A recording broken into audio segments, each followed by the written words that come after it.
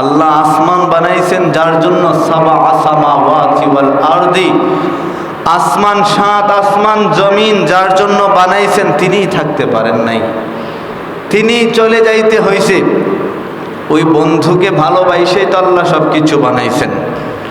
বন্ধুর জন্যই আল্লাহ বানাইছেন। নদী দেখেন তো তার জন্যই, নালা দেখেন তো তার জন্যই, সমুদ্র দেখেন তো তার জন্যই, ডোবা দেখেন তো তার জন্যই, পাহাড় দেখেন তো তার জন্যই, জঙ্গল দেখেন তো তার জন্যই, জঙ্গলের প্রাণীরা দেখেন তো তার জন্যই। আপনি আমার চোখের মধ্যে যা না কিছু আছে একমাত্র তার জন্যই বানাইছেন। তিনিই থাকতে পারেন নাই, আপনি আমি কেমন করে থাকব? তিনি চলে যাইতে হয়েছে। মাত্র 60-70 বছরের জীবন কাটানো যাবে আল্লাহ সন্তুষ্ট ছাড়া। তাআল্লুক মা আল্লাহ দরকার, কেননা ওই আল্লাহর সাথে, মালিকের সাথে যদি আমাদের সম্পর্কটা ঘনিষ্ঠ কইরা নেই, তাইলে ওই কিয়ামতের কঠিন ময়দান কাটানো আমাদের জন্য সহজ হয়ে যাবে। তাআল্লুক মা আল্লাহ যদি আমরা না করি, মানে আল্লাহর সাথে সম্পর্ক যদি আমরা না করি, দুনিয়া 60-70 বছরের জিন্দেগি কাটানো যাবে, কিন্তু আখিরাত কাটানো যাবে না। অনাদিকাল অনন্তকাল যেখানে থাকবো সেখানে থাকতে পারবো না। ওই সেখানে থাকার জন্যই তো এত আয়োজন, সেখানে বসবাস করার জন্যই তো এত আয়োজন। কিন্তু আমাদের সাথে তো এমন একজন আছেন, আমরা তাকে পাওয়ার পরেও সন্তুষ্ট বোধ হই না আল্লাহর প্রতি। এমন একজন আমাদের সাথে আছেন যার উম্মত হওয়ার জন্য আগেকার নবীরা আফসোস করছেন, আমাদের পূর্বের আম্বিয়ায়ে কেরামগণ আফসোস করছেন। তিনি আমাদের সাথে আছেন মুহাম্মদুর রাসূলুল্লাহ সাল্লাল্লাহু আলাইহি ওয়াসাল্লাম। ওই রওজা শরীফ আল্লাহ জিন্দা রাখছেন যাকে, তিনি আমাদের সঙ্গে আছেন। নবীজিকে বইলা দিছেন আল্লাহ, দোস্ত 70,000 তোমার উম্মতের মধ্য থেকে আমি বিনা হিসাবে জান্নাত দিব। জিব্রাইলে আমিন আয়েশা খবরটা দিছেন। জিব্রাইলে আমিনকে বলছেন, জিব্রাইল দোস্ত আমার, আল্লাহর কাছ থেকে আরো কিছু বাড়ায় লওয়া যায় না? উম্মতের জন্য দরদি, উম্মতের জন্য মায়া, বলছেন আর একটু বাড়ায় লওয়া যায় না? আল্লাহ বলছেন আর বাড়ানো যাবে না, তবে আপনাকেও নারাজ করা যাবে না।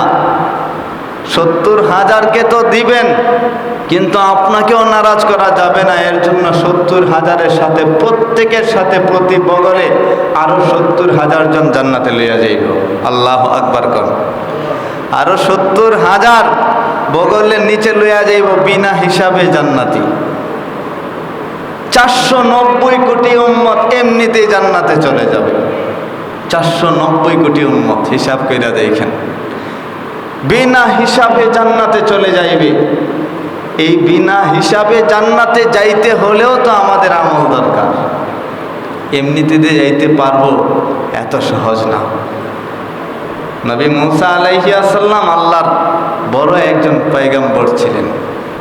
নবী মুসা বলতেছেন, আল্লাহ আমি আপনার কাছাকাছি আসলাম। আল্লাহ বলে, এত কাছে আসো কেন? ভাই আপনার সন্তুষ্টির জন্য কাছে চলে আসি, আপনার সন্তুষ্টির জন্য কাছে চলে আসি।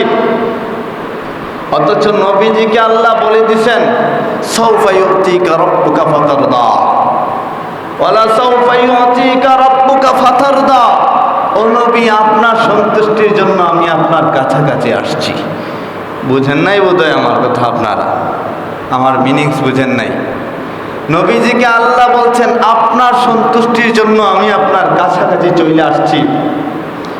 আর মুসা আলাইহিস সালামের মতো নবীকে আল্লাহ বলছেন, এত কাছে কেন আসো? মুসা আলাইহিস সালাম বললেন, আপনার সন্তুষ্টি অর্জনের জন্য আপনার কাছাকাছি আসছি। আমাদের সাথে ওই নবীজি আছেন, ওই নবীজি আছেন। আবার ওই নবীজি বইলা গেছেন, ইয়া ফাতেমা ইয়া কুরাইশ, তোমরা যে যেখানে যে স্থানেই আছো না কেন, দুনিয়ায় সম্পদ চাও তো আমার সম্পদ সব তোমাদেরকে দিয়া দেব। দুনিয়ায় জানা চাও আমার সামর্থ্য অনুযায়ী সব তোমাদেরকে দেয়া দেব। কিন্তু ওই কিয়ামতের কঠিন ময়দানে তোমাদের জন্য আমি কিছু করতে পারবো না। কিয়ামতের কঠিন ময়দানে তোমাদের নিজেদের আমলটাই তোমাদের জন্য গ্রহণযোগ্য হবে আল্লাহর দরবারে, আমি কিছু করতে পারবো না। নবীজি জানায় দিছেন, সব নবীরা ইয়া নাফসি বলবে কিয়ামতের ময়দানে, আমাদের নবীরা বলবে ইয়া উম্মতি, ইয়া উম্মতি, ইয়া উম্মতি বইলা বইলা কান্না করবেন নবীজি।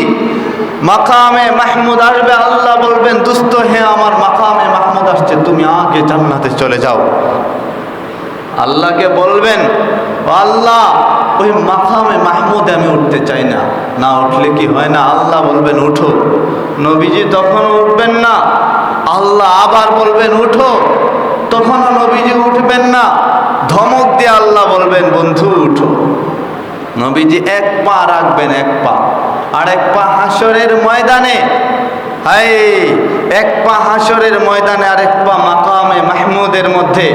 তখন বলবেন আল্লাহ আমার উম্মতের কি অবস্থা একটু দেখা যায়, আমার উম্মত কেমন আছে, কি অবস্থায় আছে একটু দেখা যায়। এর জন্যই তো নবীজি মৃত্যুর সময় বলছিলেন, আল্লাহ ওয়াদা করছেন আপনি যে আমি যতদিন বাইচা থাকবো দুনিয়ার জমিনে আমার উম্মতকে আযাব গজব দিয়ে ধ্বংস করবেন না, গুনাহের কারণে ধ্বংস করবেন না। এবার আমি চলে যেতেছি আপনার কাছে, যদি এদের গুনাহের কারণে, জিনা ব্যভিচারের কারণে, অন্যায়ের কারণে, জুলুমের কারণে আপনি ধ্বংস করে নেন মূসা আলাইহিস সালামের উম্মতের মতো, নূহ নবীর উম্মতের মতো, লূত আলাইহিস সালামের উম্মতের মতো, হায় আমার উম্মতটা বড় অসহায়। আল্লাহ বললেন তোমার উম্মতের হেফাজতের দায়িত্ব আমি স্বয়ং আল্লাহ নিজে নিয়ে নিলাম। আল্লাহু আকবার। আল্লাহ নিজে নিয়ে নিছেন উম্মতের হেফাজতের দায়িত্ব। ওই নবীজি আমাদের সাথে আছেন, নবীজি আমাদের সাথে আছেন। মূসা আলাইহিস সালামকে আল্লাহ ওহী পাঠাইলেন, বন্ধু ওই জঙ্গলে তোমাকে যাইতে হবে। বলে কেন যাব জঙ্গলে? আমার এক ওলি মারা গেছে, তো কি করব? জানাজা পড়াইতে হবে। একটু মনোযোগ দেয়া শুনেন, মনের মধ্যে রাখেন। জানাজা পড়াইতে হবে। আমি একা জানাজা পড়াই তো পড়াই কি কইরা, একা কেমন কইরা যাব? বনি ইসরাইলকে সঙ্গে লইয়া যাইবা, তোমার উম্মত বনি ইসরাইলদেরকে সঙ্গে লইয়া যাইবা। হায় মূসা আলাইহিস সালাম বলতেছেন এরা তো নগদে বিশ্বাসী, নগদ না দিলে যাবে না। কই কি দিব নগদ? মূসা তুমি ঘোষণা কইরা দাও আমার ওলির না জানাজার নামাজ যারা পড়বে সবার গুনাহ মাফ, ওলির জানাজার নামাজ যারা পড়বে সবার গুনাহ মাফ কইরা দেব। তাইলে তো এমনিতেই যাবে। ঘোষণা কইরা দিছেন, বনি ইসরাইলদেরকে সঙ্গে লইছেন, সঙ্গে লিয়ে ওই জঙ্গলে যায় দেখেন ওই বদমাশটা পইরা আছে, মইরা রইছে। আল্লাহ বলছেন যে আমার ওলি মারা গেছে, আল্লাহর ওলি মারা গেছে। বনি ইসরাইলরা যায় দেখে একটা বদমাশ পইরা আছে ওইখানে। মূসা নবীকে বলছে আপনি আর কি দেখাইবেন খেলা আমাদেরকে, বহু খেলা আপনি দেখাইছেন, 40 বছর আমাদেরকে ময়দানে আবদ্ধ কইরা রাখছিলেন, ঘুরাইছেন শুধু। 5,87,000 আমাদের মানুষেরা মৃত্যুবরণ করছে ওই ময়দানে থাইকা। 40 বছর ময়দানে ঘুরছেন, একই ময়দানের মধ্যে ঘুরছেন। কাল্পনিক, আমাদের দাদিরা নানিরা চাচিরা বলে কাল্পনিক কথা। সে ঘুরতে থাকে এক জায়গায় যায়, আবার যখন রাত্র হয় দেখে যেই জায়গায় ছিল সেই জায়গায় আছে। এগুলো কাল্পনিক কথা। কিন্তু মূসা আলাইহিস সালাম একই ময়দানের মধ্যে 40 বছর ময়দান থেকে বের হওয়ার কোনো সুযোগ ছিল না। বের হইতেন তো সন্ধ্যা হইতে হইতো, যেখানে ছিলেন সেখানে ফিরে যাইতেন, আল্লাহ ফিরায় নিয়ে আসতেন। 40 বছর সেখানে রাখছেন। আমাদের 5,87,000 মানুষেরা মৃত্যুবরণ করছে, আপনার মনে নাই? আর কত খেলা দেখাইবেন? বদমাইশকে বলছেন আপনি আল্লাহর ওলি, বদমাইশকে বলছেন ওলি। আপনি না তারে শহর থেকে ঘাট ধাক্কা দিয়ে বদমাইশির কারণে বের করে দিছিলেন, ওলি কেমন কইরা বলেন? আল্লাহ ওহী নাজিল কইরা দিছেন। মূসা আলাইহিস সালামের কাছে আল্লাহ ওহী নাজিল কইরা দিছেন, বন্ধু ফালাম্মা কুরুবুল মাউতু, তার মৌতটা যখন খুবই নিকটবর্তী আসলো, ফারাআইতা বিয়ামিনি ওয়া শিমালি, সে তখন ডাইনে বামে তাকাইলো, সামনে পিছনে তাকাইলো, উপরে তাকাইলো, তাকায় দেখে ওয়াহিদ, সে মাত্র একা, একা পয়রা রইছে। আহাদুন, কি করবে? রাফা'আস সামাওয়াত, আসমানের দিকে তাকাইছে, উঁচার দিকে তাকাইছে, আর আল্লাহকে বলছে ইলাহি রাব্বি মালিক আমার। পুরো চতুর্পাশ তাকায় দেখলাম, পাশে তো কাউকে দেখি না। সামনে পিছনে ডানে বামে তাকায় দেখলাম কাউকে দেখি না, শুধু জঙ্গল আর জঙ্গল। আল্লাহ, আমি খারাপ হয়েছিলাম, খারাপই তো ছিলাম, তুমি না রহমান। ফাকুলতা আনতা রহমান, আনতা গফুর, আনতা গফফার, আনতা রহিম। আপনি না বলছেন আপনি দয়ালু, আপনি ক্ষমাশীল, তাইলে আপনার দয়া দেখায় আমারে ক্ষমা কইরা দিলে আপনার ক্ষতি হবে তো হবে কি করে? আপনার তো কোনো ক্ষতি হবে না যদি আপনার দয়া দিয়ে আমাকে ক্ষমা কইরা দেন। মুসা আলাইহিস সালামের সেই বদমাশ উম্মতটা আল্লাহর কাছে বলছিল, একদম মৃত্যুর আগ মুহূর্তে, ফালাম্মা কারিবুল মাউত, মৃত্যুটা যখন কবির নিকটবর্তী সময় আসছিল তখন বলছিল, আপনি না গফফার, তাইলে আপনি আমারে ক্ষমা কইরা দিলে আপনার তো কোনো ক্ষতি হবে না। পুরো দুনিয়াবাসী আপনার জন্য গফফার, আপনি তাদের জন্য গফফার। পুরো দুনিয়াবাসীর লাভ হইল তো হইল, কিন্তু আমার কি লাভ হইল? আমি তো বদমাশ হয়ে মরতেছি, জঙ্গলে একা একা আমি মরতেছি, আশপাশে কেউ নাই, পানি দেওয়ার মতো মুখের মধ্যে কেউ নাই, আমার তো কোনো লাভ হইল না। আল্লাহ বলে, তোরে তো দোস্ত আমি ক্ষমা কইরা দিছি।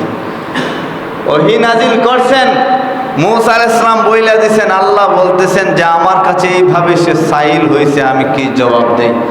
বনি ইসরাঈল বলে, সাদাকতা ইয়া রাব্বি, হে রব, হে প্রতিপালক মালিক আমাদের, আপনি সত্য বিবেচনা করেছেন, আপনি সত্য একটা সিদ্ধান্ত নিয়েছেন, চূড়ান্ত সত্য, মহাসত্য একটা সিদ্ধান্ত নিয়েছেন। এইভাবে কইরা আল্লাহর কাছে চাইলে আল্লাহ তো ক্ষমা করে দেয়। এজন্য বলি, আল্লাহকে পাওয়া খুব সহজ, খুব সহজ। একটু বিবেকটা আমাদের যদি কাটাই, আল্লাহকে কাছে পেয়ে যেতে পারি। আমি গত কিছু সপ্তাহ আগে আপনাদেরকে একটা আমল দিছিলাম, ইসমে আজমের আমল, মনে আসেনি আপনাদের? মাত্র একটু আল্লাহ আল্লাহ বলবেন। আমরা তো বলি আল্লাহ, একটু মহব্বত নিয়ে মজা নিয়ে যদি বলেন তাইলে দেখবেন উচ্চারণটা চেঞ্জ হয়ে গেছে, পরিবর্তন হয়ে গেছে। বলি আল্লাহ, কিন্তু মজা যখন নিবেন তখন দেখবেন আল্লাহ থেকে আল্লাহ চলে আসবে, আল্লাহ আকবার। বলুন না একবার আল্লাহ আকবার, আল্লাহ আকবার চলে আসবে, মজা। আগেকার যুগে স্বামীদেরকে স্ত্রীরা ডাকতো, ওগো তুমি কই, ওগো বইলা ডাকতো। এখন তো অনেকে নাম ধইরা ডাকে, কিন্তু নাম ধইরা ডাকার মাঝে মজা নাই, ওগো তুমি কই এর মধ্যে একটা মজা আছে, মজা। আল্লাহর সাথে আমাদের সম্পর্কটা কইরা নিতে হবে, নিসবত কইরা নিতে হবে। তাআল্লুক মা আল্লাহ, আমাদের সম্পর্কটা একমাত্র আল্লাহর সাথে হবে। তাআল্লুক মা আল্লাহ, আমাদের সাথে তো নবীজি আছেন, নবীজি আছেন। যারা হজ করছেন, যারা হজ করেন নাই তাদের ভিতরে কি না আফসোস, একবার যদি নবীজির রোজায় যাইতে পারতাম।